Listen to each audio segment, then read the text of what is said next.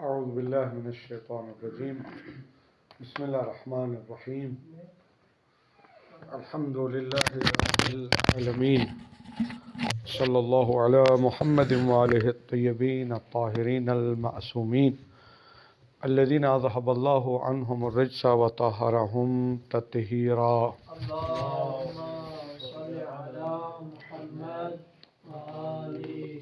الذاتی والعرضی.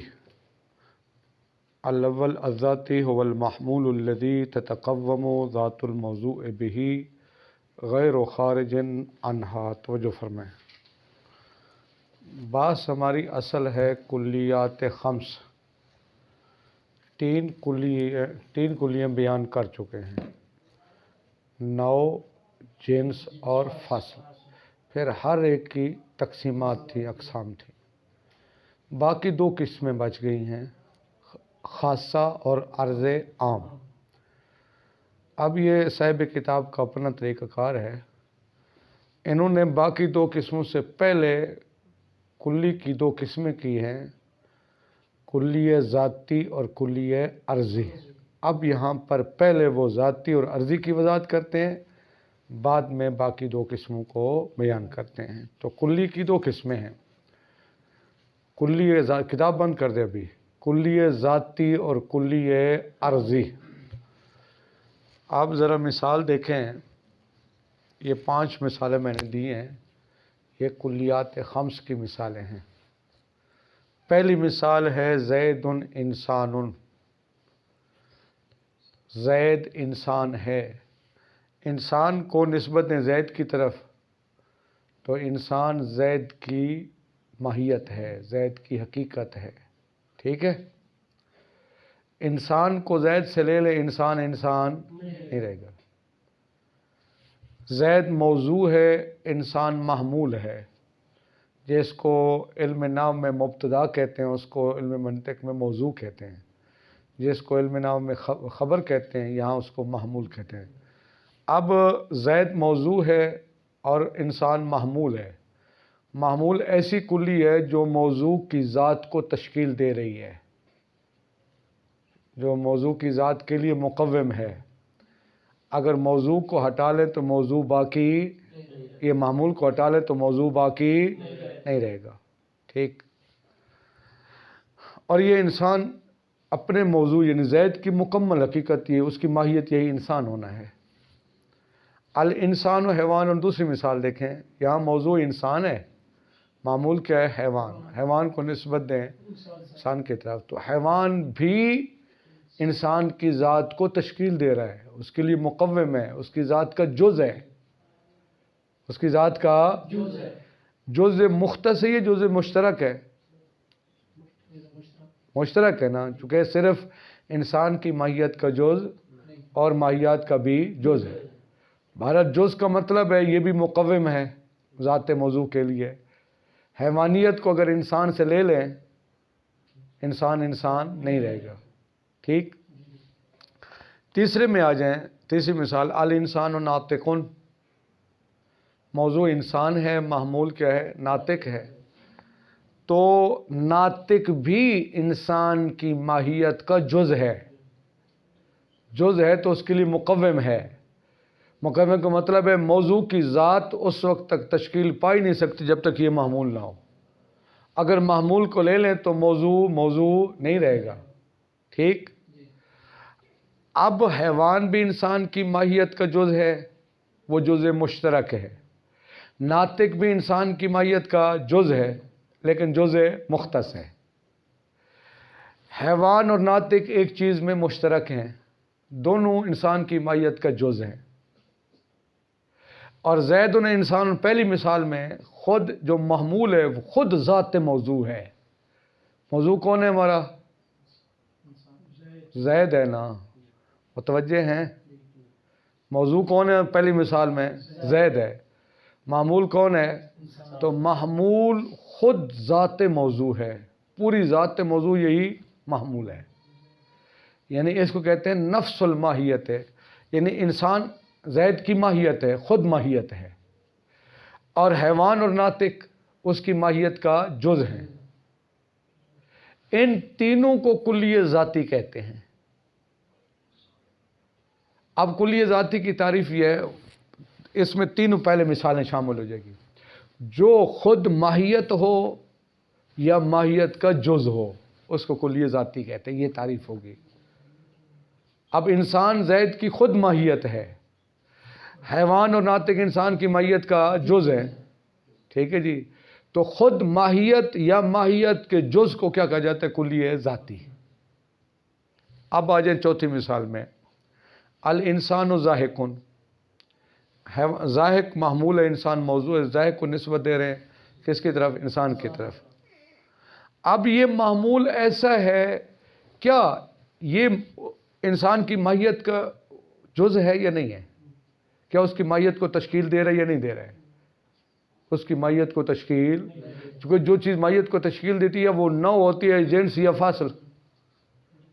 یہ ضاحک انسان کی ماہیت کے نہ خود ماہیت ہے نہ ماہیت کا جز ہے، اس کا مطلب ہے یہ اس کے لیے ذاتی نہیں ہے۔ بے الفاظ دیگر اگر ضاحک کو لے لیں تو انسان کی ذات باقی رہ سکتی ہے، یعنی یہاں محمول مقوم میں موضوع نہیں ہے، محمول جو ہے وہ مقوم میں موضوع نہیں ہے، محمول کے بغیر بھی موضوع کی ذات باقی بچ سکتی ہے، لیکن پہلی تین مثالوں میں محمول کے بغیر موضوع کی ذات باقی نہیں رہ سکتی۔ واضح بات؟ اچھا، ضاحک ایک ایسی کلیہ ہے جو انسان پر عارض ہو رہی ہے، انسان کی ذاتیات کے تشکیل پا لینے کے بعد، انسان کی تمام ذاتیاتیں جنس اور فصل جب انسان حیوان اور ناطق ان کے ساتھ تشکیل پا لیتا ہے، اب یہ ضاحک اس پر عارض ہوتی ہے۔ اچھا، اب آپ سے پوچھتا ہوں، یہ ضاحک انسان پر عارض ہو رہی ہے، کیا انسان کے علاوہ حیوان کی دوسری انواع پر بھی عارض ہوتی ہے؟ نہیں، چونکہ ان کو ضاحک کے معنی ہنسنے والا، ان کو ضاحک نہیں کہتے ہیں۔ اس کا مطلب ہے یہ کلی موضوع کی ذات سے خارج ہے، موضوع کی ذات سے کیا ہے؟ اور موضوع پر حمل ہو رہی ہے، موضوع پر عارض ہو رہی ہے، جس موضوع پر عارض ہو رہی ہے اسی کے ساتھ خاص ہے، لیکن یہ ہے کہ ہے موضوع کی ذات سے خارج، موضوع کی ذات کا حصہ۔ اگلی مثال پانچویں، الانسان ماشن، ماشی چلنے والا۔ جس طرح ضاحک انسان کی ماہیت کا حصہ نہیں ہے، اسی طرح ماشی چلنے والا یہ بھی انسان کی ماہیت کا حصہ جب انسان کی ماہیت تشکیل پا لیتی ہے، اب یہ بھی اس پر بعد میں عارض ہوتا ہے۔ یہ ماشی انسان کے لیے نہ جنس ہے نہ فصل ہے، چونکہ انسان کی ایک شے کی ذاتیات کیا ہوتی ہیں؟ جنس اور فصل۔ یہ اس کی جنس بھی نہیں ہے، فصل بھی، اور خود یہ ماشی انسان کی خود ماہیت بھی نہیں ہے، لہذا اس کا مطلب ہے ماشی بھی اس کے لیے ذاتی نہیں ہے، اس کی ذات سے خارج ہے۔ تو ہر وہ کلی جو موضوع کی ذات سے خارج ہو اور موضوع پر عارض ہو اس کو کلیہ عرضی کہتے ہیں۔ اب آ جائے کلی کی دو قسمیں، کلیہ ذاتی اور کلیہ عرضی۔ کلیہ ذاتی کسے کہتے ہیں؟ کلیہ ذاتی وہ ہے وہ کلی جو خود ماہیت ہو یا ماہیت کا جز ہو۔ کلیہ عرضی کسے کہتے ہیں؟ وہ کلی جو محمول واقع اور موضوع کی ذات سے خارج ہو، موضوع کی ذات سے کیا ہو؟ خارج ہو۔ تو کلی کی دو قسمیں، کلیہ ذاتی اور کلیہ عرضی۔ پھر کلیہ ذاتی کی تین قسمیں تھیں، نوع، جنس اور فصل۔ انسان نوع ہے، حیوان جنس ہے اور ناطق کیا ہے؟ فصل ہے۔ تو کلیات خمس کی پہلے دو قسمیں ذاتی اور تین ان میں سے کیا ہے؟ ذاتی ہیں۔ کلیہ ذاتی کی تین قسمیں، نوع، جنس اور فصل۔ عرضی کی دو قسمیں، خاصہ اور عرض عام۔ اب آ جائیں تعریف کس کی؟ خاصہ اور عرض عام کی۔ توجہ فرمائیں، ضاحک خاصہ ہے، ضاحک انسان کی ماہیت کا حصہ نہیں ہے، ماہیت کا جز، مکمل ماہیت بھی نہیں ہے، ماہیت کا جز بھی، اس کا مطلب ہے اس کی ماہیت سے خارج ہے۔ تو ایسا محمول ہے جو موضوع کی ذات سے خارج ہے، لیکن جس موضوع پر عارض ہو رہے اسی کے ساتھ خاص ہے۔ ضاحک جس موضوع کس پر عارض ہو رہا ہے؟ انسان پر، انسان کے ساتھ خاص ہے۔ انسان کے علاوہ دوسری جو حیوان کی انواع ہیں ان پر یہ ضاحک والی کلی عارض، تو اس کو کہتے ہیں خاصہ۔ کیا کہتے ہیں اس کو؟ خاصہ۔ یعنی وہ کلی جو موضوع کی ذات سے خارج ہو اور موضوع پر عارض ہو اور جس موضوع پر عارض ہے اسی کے ساتھ خاص ہو. یہ کس کی تعریف ہو جائے گی؟ خاصہ کی. عرض عام نیچے والی دیکھیں، معاشی چلنے والا، کیا انسان کی ماہیت کا جز ہے کہ خود ماہیت ہے؟ نہیں. اس کا مطلب ہے ذاتی، اس کا مطلب ہے اس کی ذات سے کیا ہے؟ خارج ہے، لیکن اس پر عارض ہو رہی ہے. تو کیا معاشی زاہق کی طرح صرف انسان پر عارض ہوتی ہے یا دوسری کلیوں پر بھی عارض ہو سکتی ہے؟ ہو سکتی ہے. حیوان کی جو دوسری انواع ہیں وہ بھی معاشی ہیں. گائے بھی معاشی ہے، گھوڑا بھی معاشی ہے، اونٹ بھی کیا ہے؟ معاشی کے معنی چلنے والا. اب معاشی یہ ایسی کلیہ جو موضوع کی ذات سے خارج ہے، موضوع پر عارض ہے، لیکن جس موضوع پر عارض ہو رہی ہے اس کے ساتھ خاص، اس وجہ سے اس کو کہتے ہیں عرض عام. کیا کہتے ہیں اس کو؟ اب ترجمہ دیکھیں، کتاب نکالیں.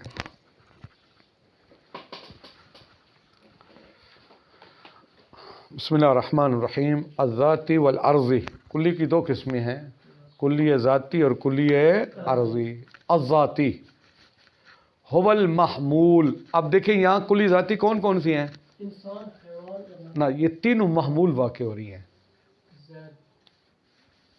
زید تو موضوع نہیں ہے نا صاحب. ان تینوں مثالوں میں محمول کون واقع ہو رہے ہیں؟ انسان، حیوان اور نازل. یہ تینوں محمول ہیں. تو کلیات خمس ہمیشہ محمول واقع ہوتی ہیں، موضوع نہیں ہوتی. ہمیشہ کیا ہوتی ہیں وہ؟ اس وجہ سے کہتے ہیں هو المحمول. کلی ذاتی کسے کہتے ہیں؟ ایسا محمول الذی تتقوم ذات الموضوع به، جس کی وجہ سے موضوع کی ذات کو قوام ملے، جس کی وجہ سے موضوع کی ذات قائم ہو، غیر و خارج عنہا، اور وہ موضوع کی ذات سے خارج نہ ہو. تینوں کو دیکھ لیں. انسان کو دیکھیں زید کی نسبت اس کی ذات سے خارج، اسی طرح حیوان، اسی طرح ناسک. ٹھیک. پس کلی ذاتی کی تعریف یہ ہے وہ محمول جس کی وجہ سے موضوع کی ذات موجود ہو. تتقوم ذات الموضوع کا مطلب جس کی وجہ سے موضوع کی ذات موجود ہو، یعنی جس کی وجہ سے موضوع کی ذات کو قوام ملے، وہ قائم ہو. غیر و خارج عنہا، اور موضوع کی ذات سے وہ خارج نہ ہو. ونعنی، ہماری مراد، بما تتقوم ذات الموضوع به، اس جملے سے ہماری مراد کون سا جملہ؟ یہ جو ہم نے اوپر کہا ہے کہ بما تتقوم ذات الموضوع به، جس کی وجہ سے موضوع کی ذات قائم ہوتی ہے. اس سے ہماری مراد یہ ہے کہ ان ماہیت الموضوع لا تتحقق. اس جملے کا مطلب یہ ہے، اس جملے کی وضاحت کر رہے ہیں کہ اس عبارت کا ترجمہ یہ ہے موضوع کی ماہیت وجود میں نہیں آ سکتی. لا تتحقق کو متحقق وجود میں الا بہی، مگر اس محمول کے ذریعے. بہی کا مرجع محمول.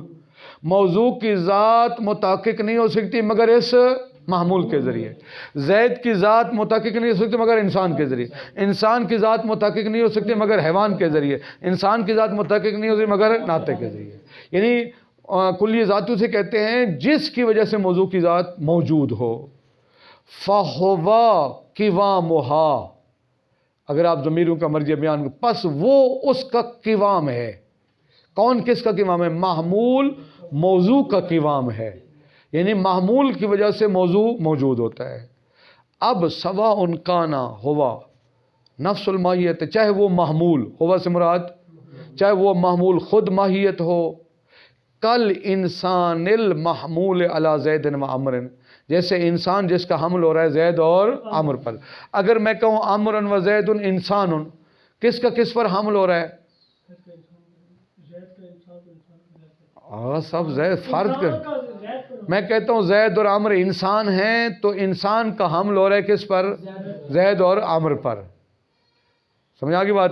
میں کہتا ہوں الانسان و حیوان، کس کا کس پر حمل ہو رہا ہے؟ حیوان کا حمل ہو رہا ہے انسان پر. سمجھا کی بات؟ تو چاہے خود ماہیت ہو، جیسے انسان کا حمل کریں زید اور عمر پر، تو کیا کہیں گے؟ زید و عمر انسان، زید انسان. تو یہاں انسان کا حمل ہو رہا ہے اور یہ خود ماہیت ہے. یہ جو محمول ہے خود یہ ماہیت موضوع ہے. چونکہ زید کی ماہیت کیا ہے؟ یہی انسان ہونا. او کانا جزءا منہا، یا وہ محمول اس موضوع کی ذات کا جز ہو. کل حیوان، جس طرح کہ حیوان جس کا حمل ہو رہا ہے المحمول علی الانسان، جس کا حمل ہو رہا ہے کس پر؟ انسان پر. ہم کیا مثال ہے؟ الانسان و حیوان، تو کس کا کس پر حمل ہو رہا ہے؟ حیوان کا. اب ناطق المحمول علیہ، یا ناطق جس کا حمل ہو رہا ہے انسان پر. اب یہ ساری وضاحت کے بعد کہتے ہیں فَإِنَّ نَفْسَ الْمَاہِیَّةِ أَوْ جُزْءَهَا، خود ماہیت یا ماہیت کا جو جز ہوتا ہے یسمى ذاتیاً، اس کو کلیہ ذاتی کہتے ہیں. وعلیہ، اس بنا پر جو تقریر ہم نے کر دی ہے، اس بنا پر فذاتی یا النوع والجنس والفصل، جو کلیہ ذاتی ہوتی ہے یہ شامل ہے نوع کو، جنس کو اور فصل کو. لأن النوع نفس الماہیت ہے، چونکہ جو نوع ہوتی ہے، زید انسان میں، انسان کیا ہے؟ نوع ہے. انسان اپنے افراد اور مصادیق، زید، بکر، خالد، فاطمہ، ثریا، اس کی کیا ہے؟ یہ ماہیت ہے، اس کی خود مکمل ماہیت یہی ہے. جو انسان ہے یہ اپنے افراد اور مصادیق کی مکمل ماہیت ہے. کہتے ہیں لأن النوع، چونکہ یہ جو نوع ہے، یہاں کون ہے نوع؟ انسان.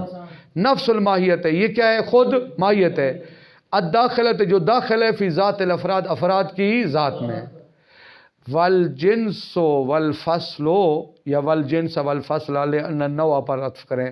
اور جنس اور فصل جزآن، ایسی دو جزء ہیں، داخلان فی ذاتہ، جو موضوع کی ذات میں داخل ہیں. یعنی حیوان بھی انسان کی ذات کا جز ہے، ناطق بھی انسان کی ذات کا. تو خود ماہیت جو ماہیت کا جز ہو اس کو کلیہ ذاتی کہتے ہیں. عرضی کسے کہتے ہیں؟ وَهُوَ الْمَحْمُولُ الْخَارِجُ، وہ محمول جو خارج ہو عن ذات الموضوع، موضوع کی اوپر. ذاتی کیا تھا؟ هو المحمول الذي تتقوم ذات الموضوع به، وہ ایسا معمول تھا جس کی وجہ سے موضوع وجود میں آیا ہے. لیکن یہاں پر یہ عرضی ایسا معمول ہے جو موضوع کی ذات سے لاحقا لہو، موضوع پر عارض ہوتا ہے. لاحقا لہو کا مطلب کیا ہے؟ بعد تقومہ بجمیع ذاتیاتہ، جب موضوع اپنی تمام ذاتیات کے ساتھ وجود میں آ جاتا ہے. لاحقا لہو، یہ ذاہق انسان کو عارض ہوتا ہے. بعد تقومہ، ہی کا مرجع موضوع یعنی انسان، جب موضوع کی وام پکڑ لے، جب موضوع موجود ہو جائے بجمیع ذاتیات ہی، اپنی تمام ذاتی. انسان کی تمام ذاتیات کون ہیں؟ حیوان اور ناطق. جب انسان حیوان اور ناطق کے ساتھ وجود میں آ جاتا ہے، اب اس پر جو کلی عارض ہوگی اس کو عرضی کہیں گے. کالذاہق لاحق للانسان، جیسے ذاہق جو عارض ہوتا ہے کس کو؟ مثال کیا دیں گے؟ الانسان ذاہقون. والماشی، اور جو ماشی اللاحق للحیوان، جو عارض ہو رہا ہے کس پر؟ حیوان پر. والمتحیز اللاحق للجسم، متحیز کے معنی جگہ گھیرنا، جو عارض ہوتا ہے کس پر؟ جسم پر. دیکھیے جو چیز بھی کائنات میں جسم رکھتی ہے وہ جگہ گھیرتی ہے. اگر یہ ڈیسر ہے، اس نے بھی جگہ گھیرا ہوا ہے. یہ انگوٹھی ہے، اس نے بھی جگہ کو گھیرا ہوا ہے. تو جگہ کو گھیرنا یہ عارض ہو رہا ہے کس پر؟ جسم پر. سمجھ آ گئی بات؟ اب عرضی کلیہ، عرضی کسے کہتے ہیں؟ ہر وہ محمول جو موضوع کی ذات سے، اور موضوع جب تمام ذاتیات کے ساتھ تشکیل پالے اس پر وہ کیا ہو؟ عارض ہو. وَعِنْدَمَا يَتَّضِحُ هَذَا الْاصْطِلَاحُ، جب یہ اصطلاح واضح ہو گئی، ندخل الآن، کون سی اصطلاح؟ کلی ذاتی اور عرضی. جب یہ اصطلاح واضح ہوگی، ندخل الآن فی بحث باقی الکلیات الخمسہ، اب ہم داخل ہوتے ہیں کلیات خمسہ کی باقی بحث میں. وقد باقی منہا اقسام العرضی، اس کی باقی بچ گئی ہیں عرضی کی اقسام، جو کہ ذاتی کی اقسام ہم بیان کر چکے ہیں. فَإِنَّ الْأَرْضِ يَنْقَسِمُ إِلَى خَاصَّةٍ وَالْأَرْضِ الْعَامِ، عرضی تقسیم ہوتے ہیں دو قسموں کی طرف، ایک ہے خاصہ اور ایک ہے عرض عام. لِأَنَّ الْأَرْضِ، کیونکہ جو عرضی ہے، اما ان يختص بموضوعه، یا اسی موضوع کے ساتھ مختص ہوگا، الذي حمل علیہ، جس موضوع پر یہ حمل ہو رہا ہے. جیسے الانسان و ذاہقون، تو ذاہق جس موضوع پر حمل ہو رہا ہے اسی کے ساتھ خاص ہے. اے لا یعرض لغیرہ، یعنی اس موضوع کے غیر پر عارض نہیں ہوگا. فہو الخاصہ، تو اس کو کیا کہتے ہیں؟ سواء کانت خاصۃ مساویۃ، چاہے وہ خاصہ ہے مساوی ہو، یعنی خاصہ اور اس کو وہ جو موضوع ہے ان میں تساوی کی نسبت ہو. کالضاحک بنسبت الی انسان، جیسے ضاحک کو نسبت ہے کس کی طرف؟ الانسان و ضاحکون، انسان اور ضاحک میں کون سی نسبت ہے؟ تساوی کی نسبت ہے۔ تو یہاں کیسے ہر انسان ضاحک ہے، ہر ضاحک، تو ضاحک مساوی ہے اپنے موضوع کے، تو اس کو کہتے ہیں خاصہ مساوی۔ ایک دفعہ میں کہتا ہوں الانسان و عالمون، عالم ہونا پہلی بات یہ انسان کی ذات کا حصہ ہے یا نہیں ہے؟ نہیں ہے، چونکہ اس کے لیے ذاتی نہیں ہے، نہ نوع ہے، نہ جنس ہے، نہ فصل ہے، اس کا مطلب ہے عرضی۔ اچھا، جس موضوع پر عارض ہو رہی ہے اسی کے ساتھ خاص ہے یا کسی اور موضوع پر بھی عارض ہوتی ہے؟ اچھا، کیا یہ انسان کے ساتھ تساوی کی نسبت ہے؟ تمام انسان عالم ہوتے ہیں؟ نہیں، اس کو کہتے ہیں یہ عالم، یہ ایسا خاصہ ہے جو اپنے موضوع کے بعض افراد کے ساتھ مختص ہے، تو اس کو کہتے ہیں خاصہ اخص۔ خاصہ اخص اسے کہتے ہیں وہ خاصہ جو اپنے موضوع کے تمام افراد پر عارض نہ ہو بلکہ بعض افراد پر عارض ہو۔ کہتے ہیں کہ پس خاصہ جو ہوتا ہے سواء کانت مساویۃ لموضوع ہے، چاہے اپنے موضوع کے ساتھ مساوی ہو، جس طرح کہ ضاحک جب اس کو نسبت دیں بنسبت للانسان، انسان کی طرف، او کانت مختصۃً بعض افراد، یہ خاصہ کچھ ایسا ہوتا ہے جو اپنے موضوع کے بعض افراد کے ساتھ مختص ہوتا ہے، کالشاعر والخطیب والمجتہد العارضۃ، یہ سارے کے سارے عارض ہوتے ہیں علی بعض افراد انسان کے بعض افراد پر۔ ٹھیک، اچھا دیکھیے انہوں نے یہاں 3 مثالیں دی ہیں اس کتاب نے۔ کہتے ہیں خاصہ ممکن ہے نوع کا ہو، ممکن ہے خاصہ جنس کا ہو، جنس متوسط کا ہو، جنس بعید کا ہو، ٹھیک ہے، کوئی فرق نہیں ہے۔ الانسان و ضاحکن، انسان خود نوع ہے، یہ خاصہ کس کا ہے؟ نوع حقیقی کا۔ کس کا خاصہ ہے؟ میں کہتا ہوں الحیوان و ماشن، دیکھیے ماشی کو جب انسان کی طرف نسبت دیں تو عرض عام ہے، لیکن جب ماشی کو حیوان کی طرف نسبت دیں گے تو وہ خاصہ ہے۔ جس طرح ضاحک انسان کا خاصہ ہے، ماشی بھی حیوان کا، اب حیوان جنس ہے تو یہ خاصہ ہے کس کا؟ جنس کا۔ المتحیز، وہ خاصہ ہے جسم کا، جسم مطلق کا، متحیز ہونا، پس وہ خاصہ ہو سکتے نوع حقیقی کا ہو، جن سے قریب کا ہو، جن سے متوسط کا ہو، یا جن سے بعید کا ہو، اس میں کوئی فرق، مختلف خاصے ہو سکتے ہیں۔ سواء کانت خاصۃً للنوع الحقیقی، چاہے وہ خاصہ کس کا ہو؟ کل امثلۃ السابقہ، جس طرح کے سابقہ مثال ہے۔ دیکھیے الانسان و ضاحکن میں ضاحک کیا ہے؟ انسان کا خاصہ، اور انسان نوع حقیقی ہے، تو یہ خاصہ ہے کہ اس کا نوع حقیقی کا۔ اول جنس المتوسط، یا جنس متوسط کا خاصہ ہوگا، کل متحیز ہے خاصۃ الجسم، جس طرح کہ متحیز ہونا جسم کا خاص ہے۔ والماشی، اور ماشی خاصہ ہے کہ اس کا خاصۃ الحیوان، حیوان کا۔ یہ ماشی خاصہ ہے حیوان کا، یہ جن سے متوسط نہیں ہے بلکہ جن سے سافل ہے، وہ جن سے قریب ہے۔ ان کو کہنا چاہیے تھا چاہے وہ نوع حقیقی کا ہو یا جن سے متوسط کا ہو، والماشی سے پہلے، یا وہ خاصہ ہو جن سے قریب کا، جیسے ماشی خاصہ ہے کس کا؟ حیوان کا۔ اول جنس الاجناس، یا وہ خاصہ ہو جنس الاجناس، جنس الاجناس کون تھی؟ جوہر، اس کا خاصہ کیا ہے؟ کل موجود لا فی موضوع، جس طرح کہ موجود لا فی موضوع خاصۃ الجوہر ہے، جوہر کا خاصہ ہے۔ اس کو سمجھاؤں میں آپ کو۔ کہتے ہیں خود موجود کی 2 قسمیں، یا موجود جوہر ہوتا ہے یا عرض ہوتا ہے۔ جو موجود ہوتا ہے نا، ہر موجود یا جوہر ہے یا عرض۔ عرض وہ ہوتا ہے جس کو اپنے وجود میں آنے کے لیے ایک ظرف کی ضرورت ہے، ایک موضوع کی ضرورت ہے۔ مثلا رنگ کو وجود میں آنے کے لیے جسم کی ضرورت ہے، کوئی جسم ہوگا تو رنگین ہوگا نا۔ خوشی کے لیے وہ موضوع ہونا ضروری جس کو خوشی ہو۔ خوشی، غمی، محبت، رنج، یہ سارے کے سارے کیا ہیں؟ یہ رنگ، یہ سارے کیا ہیں؟ ان کو موضوع میں آنے کے لیے، وجود میں آنے کے لیے کسی موضوع کی ضرورت، اس کو عرض کہتے ہیں۔ اس کے مقابلے میں جوہر وہ ہوتا ہے الموجود لا فی موضوع، جس کو وجود میں آنے کے لیے کسی موضوع کی ضرورت، جیسے یہ دیوار، جیسے یہ مسجد، جیسے یہ درخت، ہم سارے کے سارے جوہر ہیں، ہمیں وجود میں آنے کے لیے کسی اور موجود کی ضرورت نہیں ہے، سمجھے؟ تو موجود لا فی موضوع، یہ خاصہ ہے کس کا؟ جوہر کا۔ اب اس میں کہنا یہ چاہ رہے ہیں کہ وہ خاصہ نوع حقیقی کا بھی ہو سکتا ہے، جن سے قریب کا، جن سے بعید کا، جن سے متوسط کا، نوع جنس سب کوئی بھی خاصہ ہو سکتا ہے۔ سمجھ آ گئی بات؟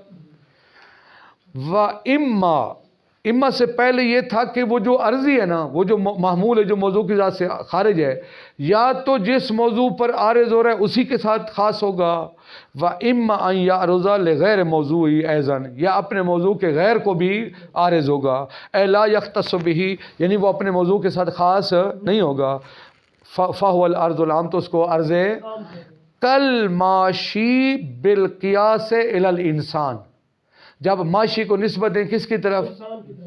آپ کیا کہیں گے؟ الانسان و ماشن، اب ماشی کو نسبت دیں، پہلی بات ہے کہ ماشی انسان کی ذات سے خارج ہے، اس پر عارض ہو رہا ہے، کیا جس پر عارض ہو رہا ہے صرف اسی کے ساتھ خاص ہے؟ اور ماہیات پر بھی یہ عارض ہوتا ہے، تو اس کو عرض عام کہتے ہیں۔ والطائر، اور جیسے طائر اڑنے والا پرندہ ہونا، بالقیاس الی الغراب، جب اس کو نسبت دیں کس کی طرف؟ غراب، یعنی آپ کہیں الغراب طائرن، تو طائر صرف غراب پر عارض نہیں ہوتا، غراب یعنی قوا، باقی پرندے بھی کیا ہوتے ہیں؟ طائر ہوتے ہیں۔ والمتحیز بالقیاس الی الحیوان، یا آپ متحیز کو نسبت دیں کس کی طرف؟ حیوان کی طرف۔ تو جس طرح ماشی انسان کے لیے عرض عام ہے، متحیز بھی حیوان کے لیے عرض عام ہے۔ وبالقیاس الی الجسم النامی، اور جس طرح متحیز ہونا حیوان کے لیے عرض عام ہے، جسم نامی کے لیے بھی عرض عام ہے۔ فعلیہ، اس بنا پر یمکن تعریف الخاصۃ والعرض العام بما یاتی، اب ہم خاص اور عرض عام کی تعریف اس طرح کر سکتے ہیں۔ کیا؟ دیکھیے خاصہ کسے کہتے ہیں؟ الکلی الخارج المحمول الخاص بموضوعی، وہ کلی الخارج، خارج سے مراد کیا ہے؟ جو موضوع کی ذات سے ہے، المحمول جو موضوع پر کیا ہو رہی ہو؟ حمل ہو رہی ہے، عارض ہو رہی ہو، الخاص بموضوعی جس موضوع پر حمل ہو رہی ہے اسی کے ساتھ کیا ہو؟ خاص ہو۔ اور عرض عام کسے کہتے ہیں؟ فرماتے عرض عام ہو الکلی الخارج، وہ کلی جو خارج ہے موضوع کی ذات سے، المحمول جو حمل ہو رہی ہے، علی موضوعی و غیرہ، اپنے موضوع پر بھی عارض ہوتی ہے اور موضوع کے غیر پر بھی عارض ہوتی ہے، اس طرح کلی کو عرض عام کہتے ہیں۔ وصلی اللہ علی محمد وعلی محمد۔